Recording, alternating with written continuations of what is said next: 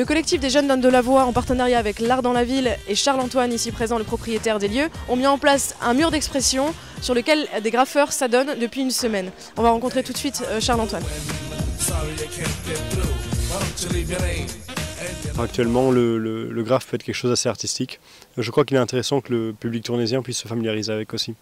Et certaines personnes qui ont entendu parler de ce mur d'expression, qui sont passées devant, etc., ont dit, je cite, que c'est de la dégradation de l'urbanisme. Vous en pensez quoi?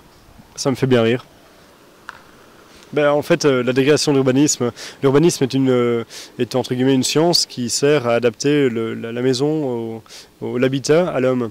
J'aimerais voir en quoi est-ce qu'une image sur une maison empêche l'homme d'habiter une maison, ou empêche l'homme d'habiter la ville. Celui qui réussira à me prouver ça gagnera une pomme. Le mur d'expression rue Octave-le-Duc n'est que la préface d'une série de projets. Il y a un pourparler avec la Maison de la Culture pour partir sur un mur d'expression qui soit en partie libre, en partie à projet contrôlé. Donc ça permettrait d'avoir des nouveaux artistes qui viennent s'essayer à quelque chose et à côté d'avoir des confirmés qui font des œuvres plus consistantes, on va dire.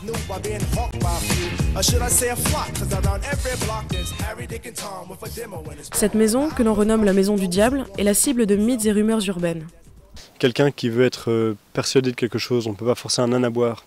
Je pense qu'actuellement les gens qui ont des croyances irrationnelles continueront à en avoir. On ne peut pas prouver que quelque chose n'existe pas. C'est un fait simple et irréfutable. Je pense que ceux qui voudront croire continueront à croire tout simplement.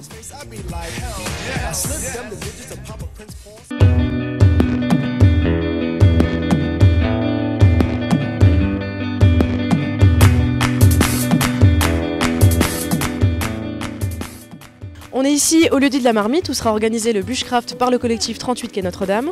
Au programme des concerts électro dans les arbres pour mêler nature et nouvelles technologies. Le concept de la Digital Bushcraft, c'est partir dans tout ce qui est environnement naturel, donc forêt ou espace vert urbain, et de réenvahir ça à notre façon. Donc d'un point de vue bushcraft, c'est-à-dire vivre dans la nature, donc forcément on avait besoin de cabanes. Donc ici on verra qu'il y a 4 cabanes avec 4 univers bien différents. Donc chaque univers étant partie d'un constructeur, d'un designer sonore et d'un graphiste ou vidéaste. Donc en fait chaque cabane représente un univers bien à part entière.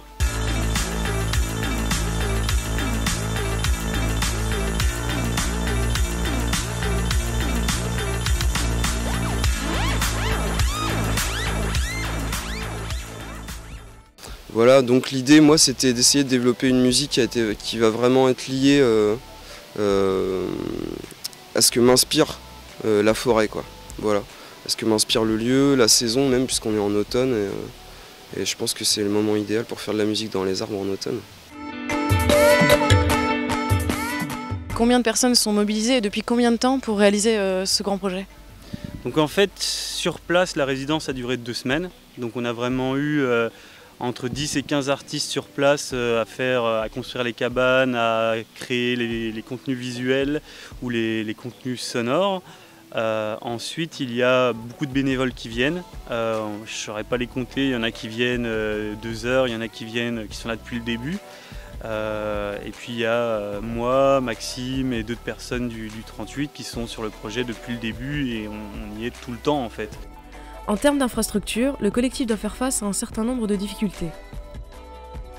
Pour organiser un événement à Tournai, c'est quasiment impossible en fait. On est obligé de... dans le temps, il y avait le quai 34, il y avait des salles qui permettaient d'accueillir des événements. Aujourd'hui, il n'y a rien. C'est impossible d'organiser un événement. Nous, on organisait nos événements en façade du 38. Au final, on ne peut plus. Ça fait 2 ans qu'on reçoit des refus et donc on a décidé d'arrêter en fait. Donc on a eu la chance que la Maison de la Culture nous accueille en mai, mais à proprement dire, à part la Maison de la Culture, il n'y a plus de lieu et la Maison de la Culture a une programmation déjà très remplie, donc c'est difficile d'avoir une place. Nous, on a eu la chance qu'ils nous invitent. Je sais qu'il y a d'autres gens qui sont invités, notamment à Arab Belgium cette année, et je pense que c'est les seules solutions qu'on a aujourd'hui.